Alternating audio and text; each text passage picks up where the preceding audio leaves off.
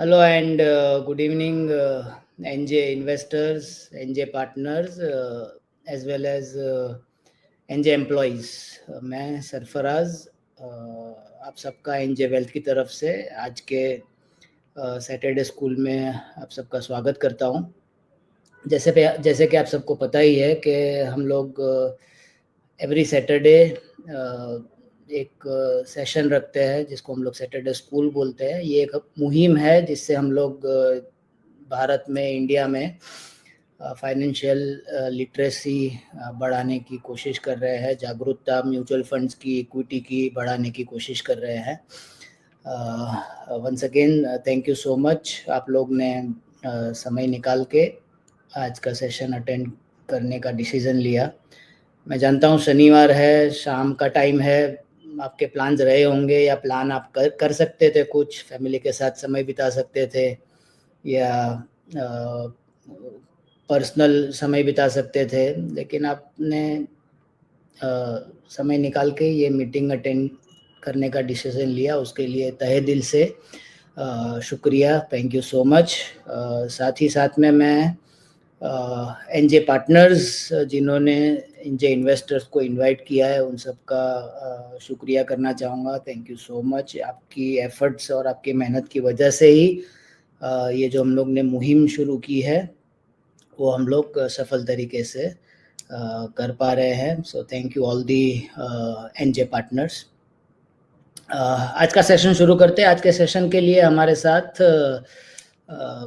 नवनीत मुनोज जी है। वैसे तो इनको कोई welcome sir and thank you Sarfaraz भाई, always a pleasure. Thank you so much sir.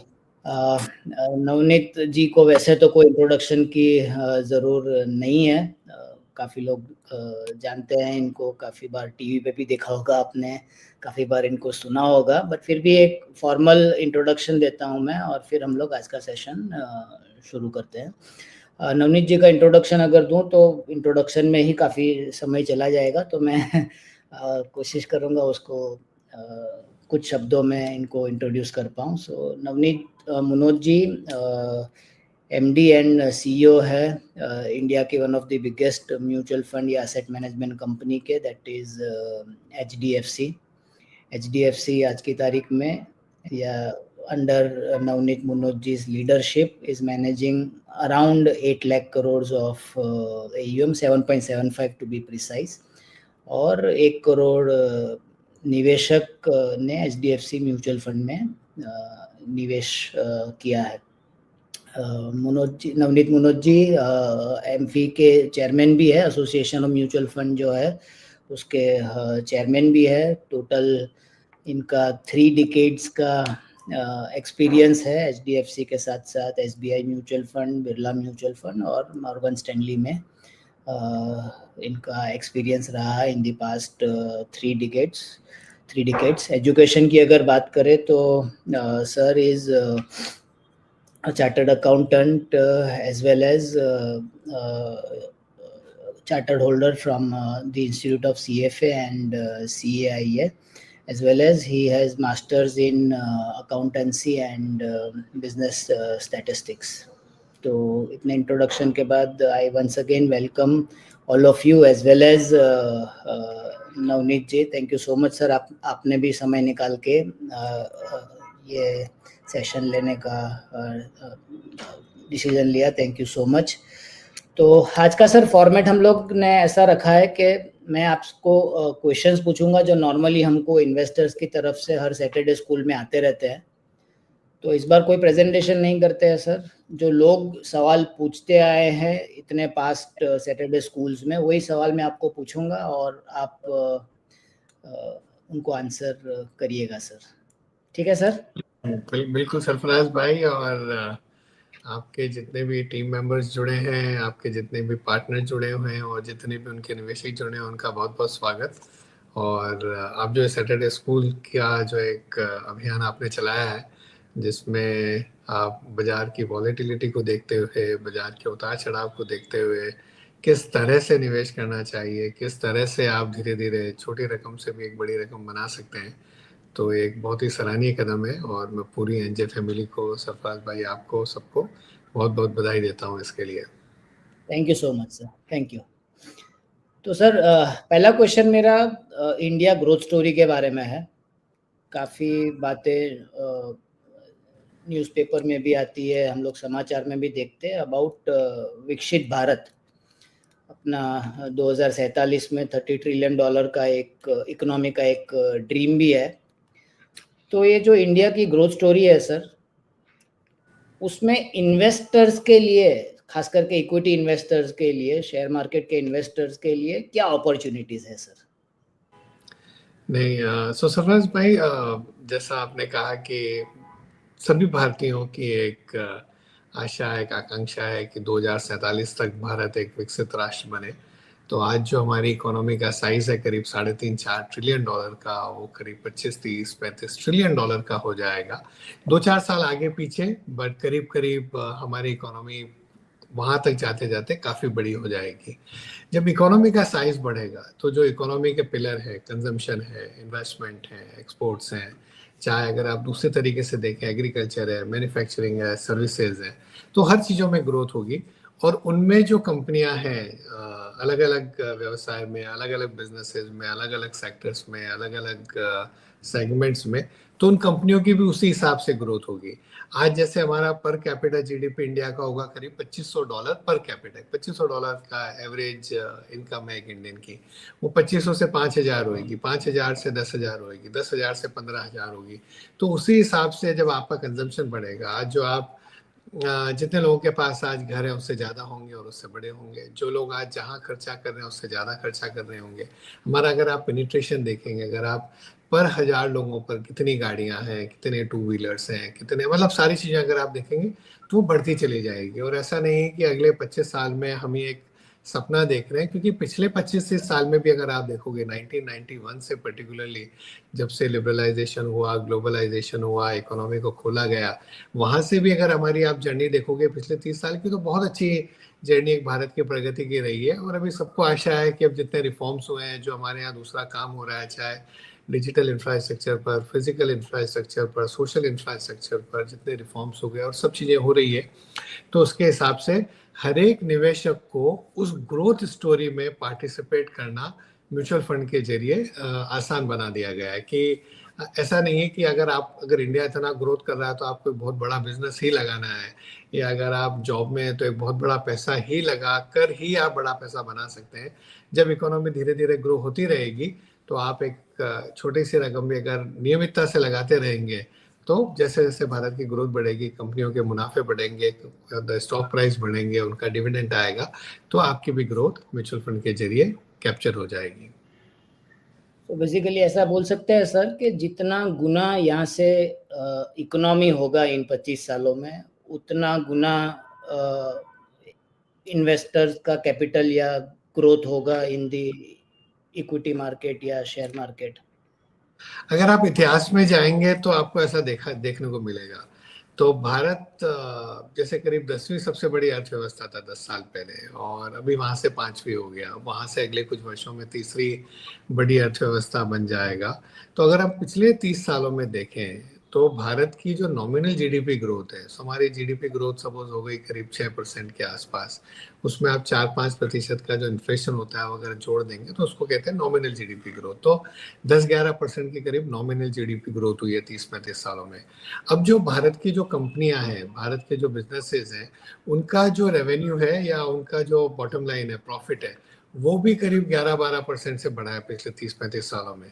और जो शेयर बाजार का रिटर्न है वो भी उससे थोड़ा सा ज्यादा रहा है, और म्यूचुअल फंड में उससे थोड़ा सा ज्यादा रिटर्न मिल गया, क्योंकि हम लोग उसमें से सही सेक्टर चुन लेते हैं, उसमें से हम सही स्टॉक्स चुन लेते हैं। जो कंपनियां ज़्यादा तेज़ी से ग्रो कर रही है अगर उनको हमने ज़्यादा रखा, और जो कंपनियां कम गति से ग्रो कर रही हैं वो अगर नहीं रखे, तो आपकी रिटर्न उससे भी ज़्यादा हो गई। तो एक 30 साल की हिस्ट्री है इस भारत के बाज़ारों की, 35 साल की एक हिस्ट्री है भारत के बाज़ारों की, कि जो एक देश की इकोनॉमी की ग्रोथ हुई उसमें कंपनियों की रेवेन्यू और प्रॉफिट की ग्रोथ हुई, शेयर बाजार ने वो रिटर्न दिया और म्यूचुअल फंड ने वो कैप्चर कर लिया।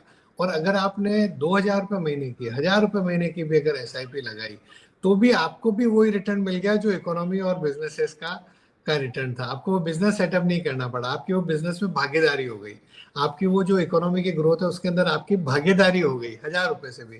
तो ये बहुत ही यूनिक चीज है, विश्व के कई देशों में ऐसा नहीं हुआ। सरफराज भाई, अगर हम चीन की बात करें तो चीन ने हमारे से बहुत ज्यादा ग्रोथ करी, हमारे से कई गुना ज्यादा ग्रोथ करी 30 वर्षों में, लेकिन वहां के निवेशकों का ऐसा पैसा नहीं बन पाया, क्योंकि वो जो एक स्ट्रक्चर था इकोनॉमी का, कि जिस तरह से इकोनॉमी ग्रो कर रही है और एक कॉर्पोरेट सेक्टर है, जो बिजनेसेस हमारे लिस्टेड है, वो उस ग्रोथ को कैप्चर कर पा रहे हैं और प्रॉफिट दे पा रहे हैं, और स्टॉक मार्केट भी वो रिटर्न दे पा रहा है और म्यूचुअल फंड इंडस्ट्री भी वो रिटर्न दे पा रही है। ऐसा चीन में नहीं हुआ, ऐसा भारत में हुआ।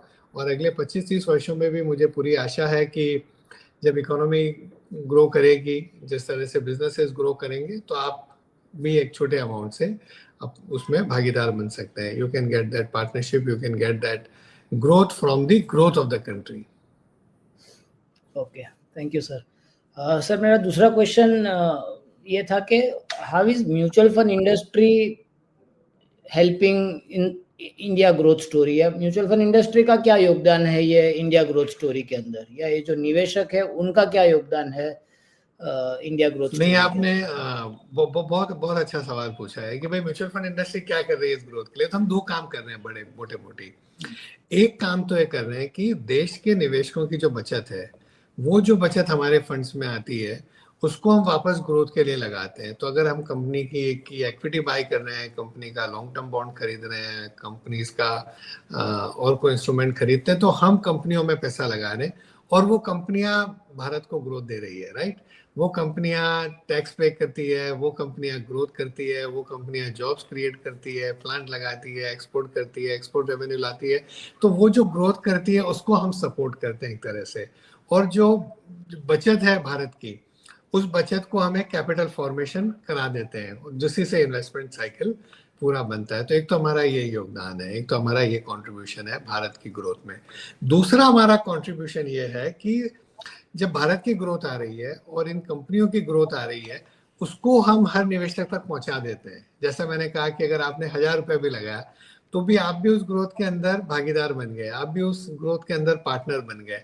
तो हम दो काम करते हैं, एक तो है कि आपका पैसा लेके बिजनेसेस को सपोर्ट करते हैं, तो वो इंडिया को ग्रोथ देते हैं, और दूसरा जब वो ग्रोथ आती है तो हम उस पैसे को आपको उसमें पार्टिसिपेट करवा देते हैं।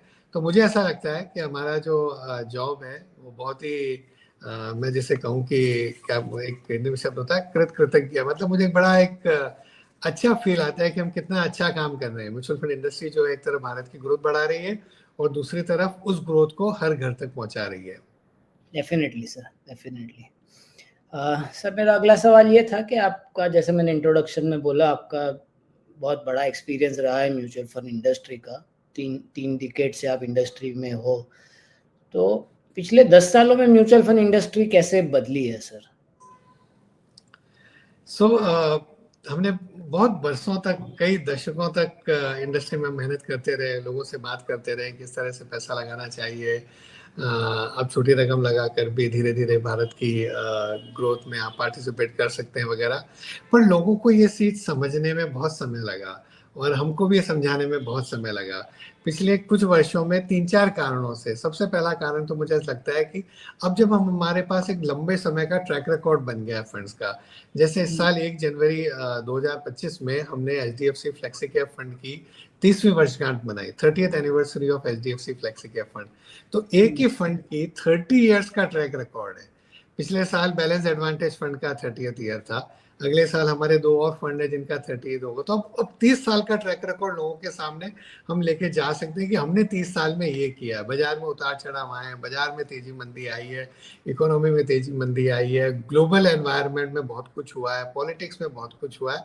लेकिन अगर आपने 30 साल पैसा रखा है तो हमने आपको ये रिटर्न दिया। तो 30 साल में, जैसे अगर किसी ने 1000 रुपये महीने की SIP लगाई तो उसके आज 2 करोड़ रुपए करीब करीब मोटा मोटी।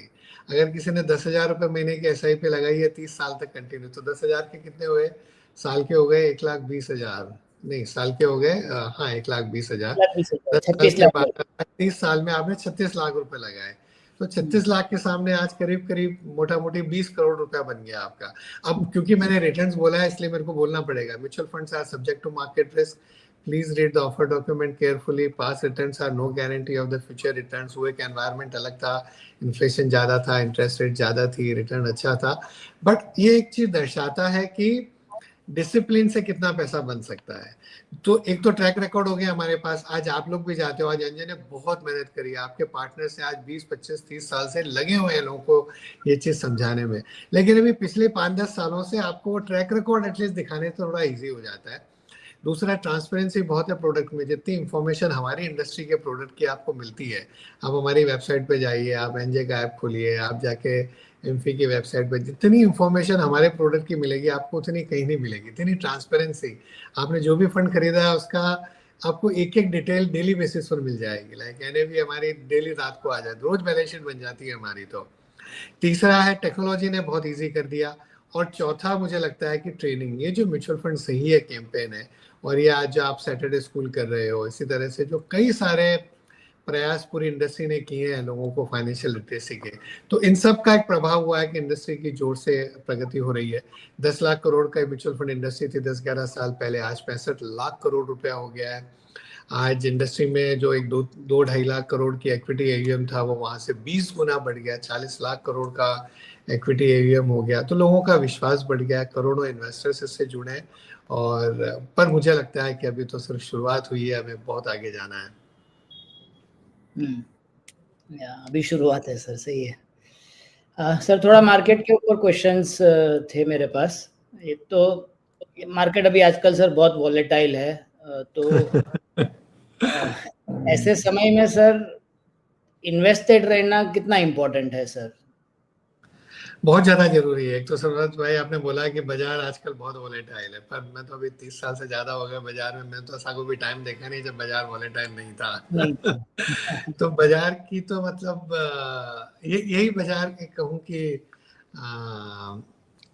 बाजार तो बहुत वॉलेटाइल ही रहेगा, एक घड़ी का पेंडुलम होता है वैसे बाजार, एक कभी एक एक्सट्रीम पे जाता है, कभी दूसरे एक्सट्रीम पे जाता है।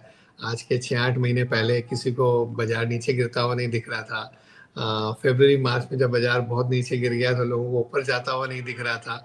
तो एक बाजार में, क्योंकि करोड़ों लोग मिलकर एक बाजार को बनाते हैं, तो कई कुछ ऐसा समय आता है जब हर आदमी बहुत ग्रीडी हो जाता है कि यार तो बाजार ऊपर ही जाएगा और इतने पैसे बन सकते हैं। एक समय आता है जब बाजार लोग बाग बहुत फेयरफुल हो जाते हैं कि अरे यार बाजार और नीचे जाएगा, बाद में लगा देंगे। पर सबसे ज्यादा जो जरूरी है बड़ा पैसा बनाने की के लिए लंबे समय में, वो है नियमितता रखना, वो अनुशासन रखना, अपने इमोशंस को कंट्रोल कर लेना उस समय पर, वो बहुत ज्यादा जरूरी होता है। और आपने जैसे कहा कि पर्टिकुलरली जब न्यूज फ्लो इस तरह का आता है, अब आप कभी पढ़ते हो कि यूएस ने, प्रेसिडेंट ट्रंप ने ये टैरिफ्स लगा दिए इंडिया पे, कभी आप जैसे आज आप जियो पॉलिटिकल रिस्क सुन रहे हैं आप हमारे यहाँ, इस तरह की जब कोई भी ऐसी न्यूज फ्लो आती है, उस समय पर अपना अनुशासन नहीं कहीं भी डगमगा जाए, कि नियमितता रखनी है। और ऐसा नहीं कि आज पहली बार हुआ है, मैंने आपको 30 साल का फ्लेक्सी कैप फंड का ट्रैक रिकॉर्ड बताया, तो 30 सालों में आप सोचो कोलिशन गवर्नमेंट्स भी थी, उसमें 9/11 भी हुआ, उसमें कारगिल वॉर भी हुआ, उसके अंदर इंडिया पाकिस्तान के और भी कॉन्फ्लिक्ट्स भी हुए, उसके अंदर 2008 का ग्लोबल फाइनेंशियल क्राइसिस भी हुआ, 2012 का यूरो क्राइसिस भी हुआ, कई बार डॉलर रुपये में बहुत उतार चढ़ाव आए, इंटरेस्ट रेट्स में बहुत उतार चढ़ाव आए, कॉर्पोरेट्स के प्रॉफिट कभी ज़्यादा बढ़े कभी कम बढ़े, तो कितने ही उतार चढ़ाव हुए। और इतना बड़ा पेंडेमिक हमने देखा 5 साल पहले, बाजार 20-25 आई थिंक 30% गिर गया था एक महीने के अंदर, मार्च 2020 में। लेकिन जिसने अनुशासन अपना नहीं बिगाड़ा, जिसने अपना हर महीने अपनी एसआईपी करते रहे, तो उनके तो अच्छे पैसे बन ही गए।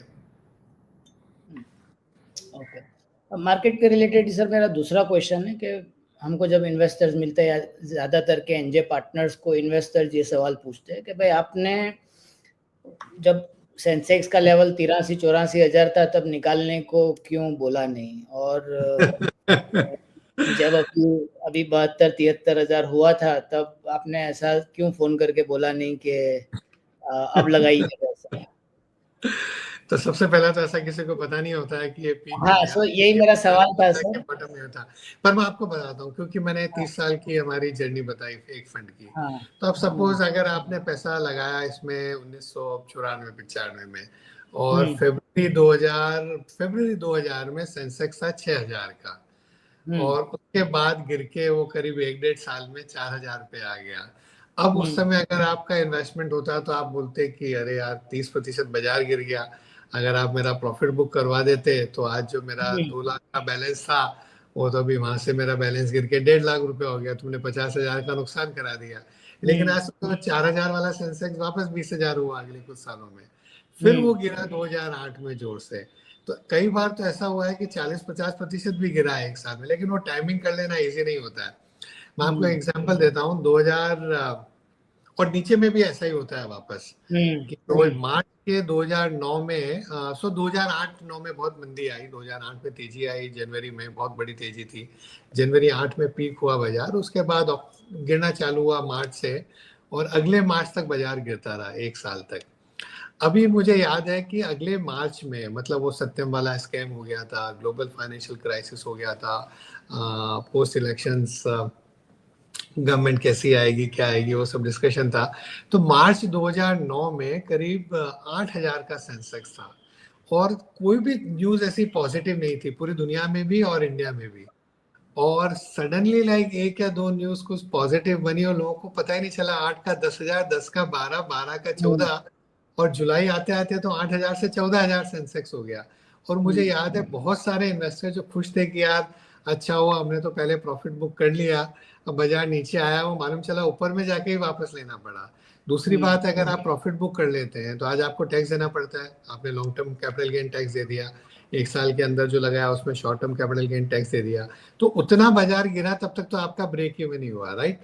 उससे ज्यादा गिरेगा तो ही आप प्रॉफिट करोगे, तो उससे ये टाइमिंग कर लेना बहुत मुश्किल होता है। आई थिंक एक ध्यान रखना चाहिए कि हम किस चीज के लिए पैसा लगा रहे हैं, तेजी मंदी खेलने के लिए लगा रहे हैं, या कोई अपने बच्चों के एजुकेशन के लिए लगा रहे हैं, घर खरीदने के लिए लगा रहे हैं, रिटायरमेंट के लिए लगा रहे हैं, बड़ा पैसा धीरे धीरे एक्यूमुलेट करने के लिए लगा रहे हैं, कि पैसा किसके लिए लगा रहे हैं। ऐसा भी हो सकता है ना सर कि ये टाइमिंग के चक्कर में आप इम्पोर्टेंट दिन मिस कर जाओ, मतलब आप 100%, बिल्कुल बिल्कुल। तो नवंबर 2008 का एक हफ्ता था, अगर आपने वो हफ्ता मिस कर दिया तो आपका रिटर्न में बहुत फर्क पड़ गया।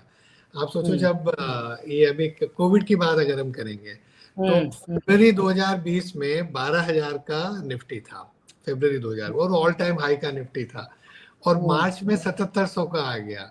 तो अभी इन्वेस्टर बोलेंगे कि यार कोविड के बाद कि इतना बड़ी मंदी हो गई यार प्रॉफिट बुक कर लेते हैं, राइट। अब उसके बाद जब न्यूज फ्लो थोड़ा खराब हो रहा था, मतलब हम सुन रहे थे कि मतलब ऐसी चीज देखना अच्छी बात नहीं है, बहुत दुख होता है पुरानी जगह जाकर के कि ऐसा भी हुआ था कोविड में।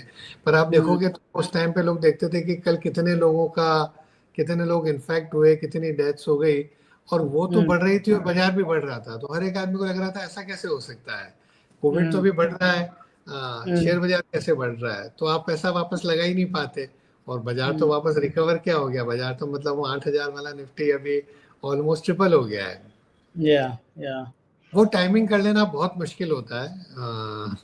सो आप ये बोल रहे हो सर कि टाइमिंग करना एक तो मुश्किल है, और कर भी पाओ तो उसका फायदा कम है और नुकसान ज्यादा है। बिल्कुल बिल्कुल बिल्कुल नहीं, बिकॉज कभी ना कभी आप 3 में से 2 बार अगर टाइमिंग अच्छी हो भी गई तो भी एक बार इतना बड़ा उसमें नुकसान हो सकता है कि वो बराबर हो जाएगा। और फिर वो इन्वेस्टमेंट ऑनेस्टली जो अपन किसके लिए कर रहे हैं, वो गोल प्लानिंग करना बराबर ज्यादा जरूरी है। कल वो बर्कशायर हैथवे की जो वॉरेन बफेट की कंपनी है उनकी एनुअल मीटिंग थी, उनका तो फेमस कोट है कि it is a time in the market not timing the market that decides your return. कि बाजार में आप कितने समय रहते हो वो ज्यादा जरूरी है, टाइम कितना देते हो ज्यादा जरूरी है, टाइमिंग कितना करते हो वो नहीं हो सकता है, वो जरूरी नहीं है। टाइमिंग मत करिए, टाइम दीजिए बाजार को। हाँ, और जैसे आपने बोला एक नॉर्मल इंसान के गोल्स जो होते हैं, चाइल्ड एजुकेशन या चाइल्ड मैरिज या रिटायरमेंट, उसके लिए उसके पास समय होता है नॉर्मल। बिल्कुल बिल्कुल बिल्कुल। और मैं हमेशा इन्वेस्टर्स को कहता हूँ कि आपके पास जो बड़ी पूंजी है ना, वो तो जो आप अमाउंट लगा रहे हैं, जो इन्वेस्ट कर रहे हैं, उससे भी ज्यादा बड़ी पूंजी आपके पास है आप जो टाइम दे रहे हैं उसको। बाजार में जो रिटर्न आता है ना वो टाइम से आता है। वो जो पावर ऑफ कंपाउंडिंग की हम लोग बात करते हैं, आइंस्टाइन ने, अल्बर्ट आइंस्टाइन ने, विश्व के सबसे बड़े वैज्ञानिक साइंटिस्ट ने यही कहा है कि ये 8th वंडर है पावर ऑफ कंपाउंडिंग, ये विश्व का 8वां आश्चर्य है जो लोग नहीं समझ पाते हैं। सर थोड़ा एसआईपी के रिलेटेड क्वेश्चंस थे मेरे। एक एसआईपी को एक डिसिप्लिन इन्वेस्टिंग का टूल माना जाता है सर, तो ये जो मार्केट वॉलेटिलिटी की हमने बात करी है उसमें एसआईपी कैसे मदद करता है सर, या एसआईपी एक इन्वेस्टर के लिए कैसे हेल्प करता है? तो एसआईपी उसको इजी बना देता है, उस जर्नी को सिंपल बना देता है। कि जैसे भी हमने बात करी टाइमिंग की, तो हमने अगर आप कई स्टडीज देखोगे कि अगर आप 30 साल में सपोज आप बहुत ही स्मार्ट इन्वेस्टर थे और आपने हमेशा जब बाजार बॉटम हुआ, एनएवी बॉटम हुई तभी इन्वेस्ट किया। दूसरा एक ऐसा इन्वेस्टर था जिसने हर महीने इन्वेस्ट किया, कुछ भी बाजार में तेजी है मंदी है ये ज्यादा सोचा नहीं, ये ज्यादा दिमाग नहीं लगाया, ये ज्यादा कोशिश नहीं करी उसको सही करने की। और तीसरा इन्वेस्टर था कि जो बहुत ही अनलकी है कि जिसने खाली टॉप पे ही पैसा लगाया।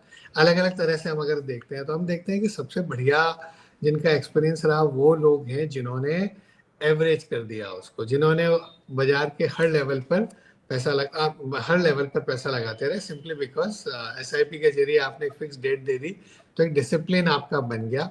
और जहां हमने पहले बात करी कि दो ही गलती होती है इन्वेस्टर से, या तो बहुत ग्रीडी हो जाते हैं या बहुत फियरफुल हो जाते हैं। तो ये आप ऑटोमेटिकली आप अपने जो इमोशनल बायसेस हैं उनको आप इजीली उन पर विजय प्राप्त कर सकते हैं। कि जब एक डिसिप्लिन सेट हो गया कि भाई हर 10 तारीख को ये पैसा लगना है, तो ऑटोमेटिकली एक बहुत ही डिसिप्लिन आ जाता है इन्वेस्टमेंट में। तो एसआईपी जर्नी को बहुत इजी कर देती है।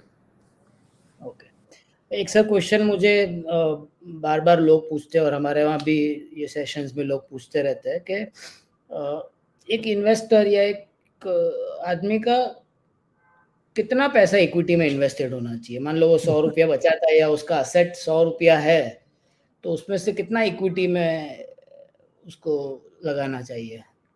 सो जनरली आई थिंक जो एनजे पार्टनर होंगे जो इन्वेस्टर्स से मिलते हैं, जो उनको समझते हैं, वो जरूरी है। हर निवेशक अलग अलग तरह का होता है, हर एक की अपनी अपनी एक सोच होती है। कुछ तो मुझे ऐसा लगता है सबसे पहले तो अपने को जो एक इमरजेंसी फंड चाहिए वो एक अलग निकाल लेना चाहिए कि भाई मेरे को अगले 3 महीने में 6 महीने में कभी भी गॉड फॉरबिड कुछ ऐसी स्थिति हो गई जैसे पेंडेमिक में हो गई और इनकम ही नहीं है कुछ महीने तो घर चल सके, वो पैसा आपने एक अलग निकाल दिया। उसके बाद आपकी रिस्क एपेटाइट कितनी है, रिटर्न एक्सपेक्टेशन क्या है, कितने समय के लिए निवेश कर रहे हैं, वो सब देख करके फिर डिसाइड करना चाहिए कि कितना इक्विटी में। आई थिंक जो एक मेन इंपॉर्टेंट होता है कि आपकी रिस्क एपेटाइट कितनी है। कि अगर सपोज बाजार 20% गिर गया, आपने एक 5,000 रुपये महीने की एसआईपी चालू करी, साल का 60,000 लगाया, अगले साल फिर 60,000 लगाया, 2 साल में आपका 1,00,000 सवा लाख हो गया। सपोज बाजार अच्छा था, 1.5 लाख रुपए का बैलेंस हो गया और बाजार 20% गिर गया कोई भी कारण से कोई भी टाइम पर, तो वो आपको आपके स्टेटमेंट में दिखेगा कि 1.5 लाख रुपए के भी 1,20,000 ही रह गए। आप वो 1,20,000 का बैलेंस देख के एसआईपी बंद करोगे या एसआईपी अपनी चालू रखोगे? क्या आपको इतना एक रिस्क एपेटाइट है कि यार बाजार में उतार चढ़ाव आएंगे लेकिन ये तो लंबे टाइम के लिए कुछ फर्क नहीं पड़ता? अगर आपका ऐसा रिस्क एपेटाइट है, अगर आपकी ऐसी समझ है, तो आप ज्यादा पैसा इक्विटी में अपना रख सकते हैं। नहीं तो आप एक हाइब्रिड फंड्स वगैरह में जहाँ पे फंड मैनेजर स्प्लिट कर देते हैं इक्विटी और फिक्स इनकम में, बैलेंस एडवांटेज फंड है, हाइब्रिड इक्विटी फंड है, इस तरह के फंड्स में लगा सकते हैं, तो उसमें थोड़ा फिक्स इनकम में भी पैसा लग जाता है।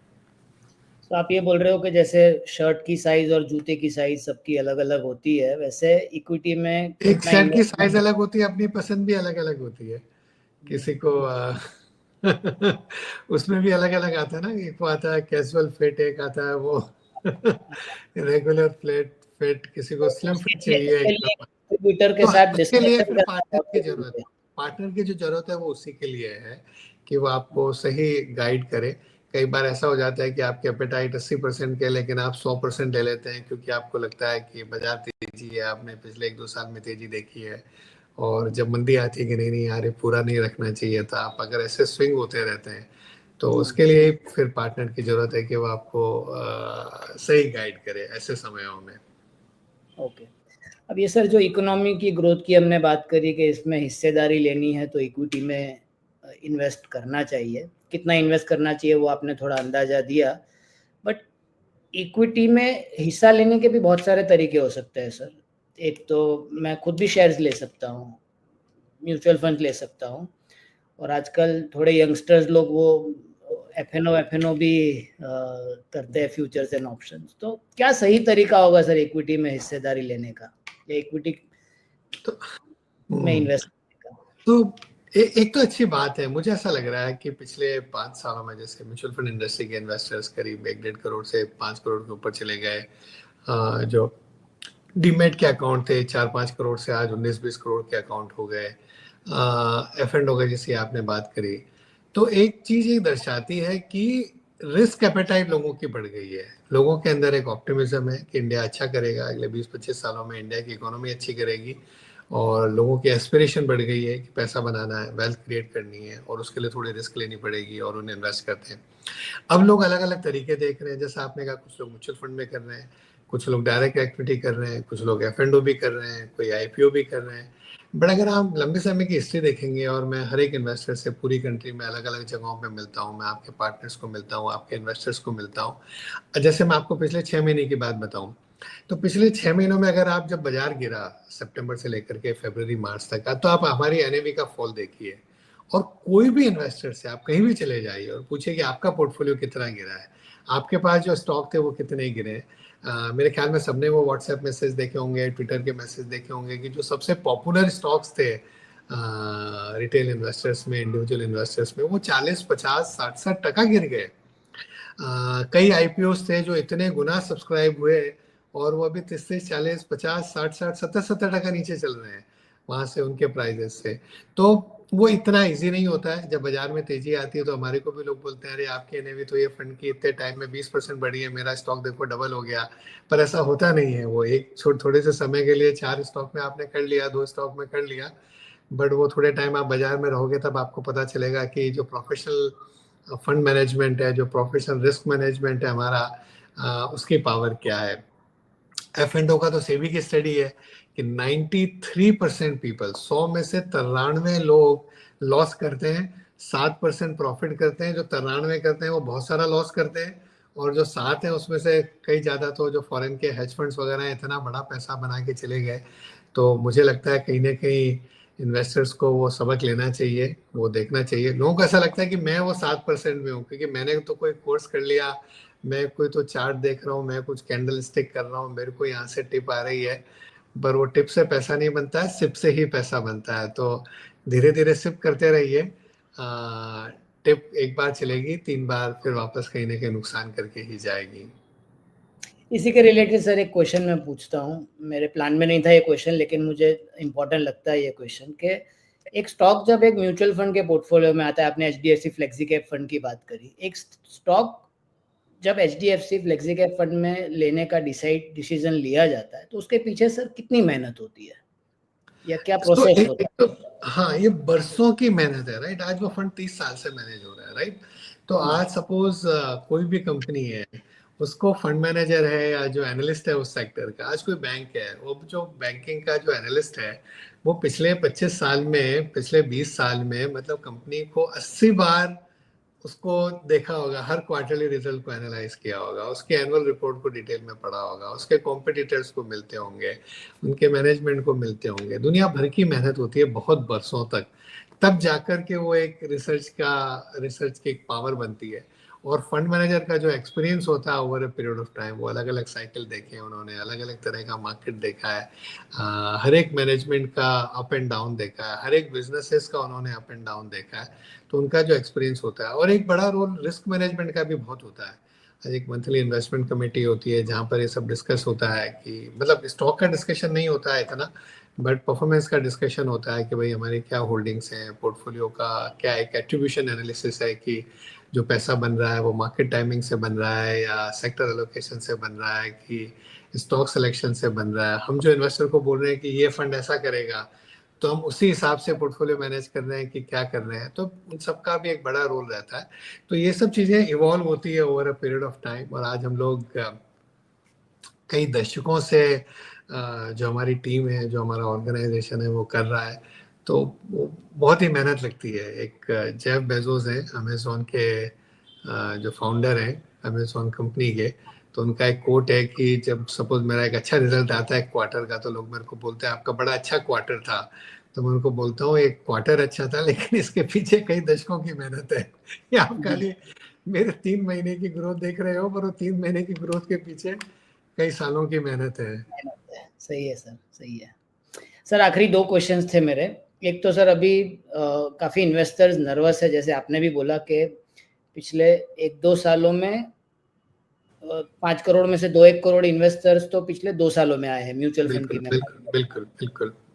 तो अभी ये जो वॉर का माहौल है थोड़ा, इंडिया पाकिस्तान या यूक्रेन रशिया या इजराइल वाला, या ये जो टैरिफ के जो समाचार हम लोग सुनते रहते हैं, तो थोड़े इन्वेस्टर्स नर्वस है, खास करके जो नए लोग हैं, पिछले 1-2 सालों में अपनी इक्विटी इन्वेस्टमेंट की शुरुआत करी उन्होंने लाइफ में पहली बार। उनके लिए सर आपका क्या मैसेज होगा सर, या एडवाइस होगी सर? तो एक तो ये है कि ये समझना चाहिए कि अगर पहले साल में, दूसरे साल में अगर बहुत ज्यादा पैसे नहीं बने तो कहीं ना कहीं अच्छा है, बिकॉज आप उसके रिस्क को समझ गए, आप उस प्रोडक्ट को बेटर समझ गए। कई बार ऐसा हो जाता है कि आप आए और बाजार में बहुत ज्यादा पैसा बन गया, तो हो सकता है आप कुछ और रिस्क ले लें, कुछ आप और पोर्टफोलियो में गड़बड़ कर दें और आपकी एक्सपेक्टेशन ही गलत सेट हो जाए।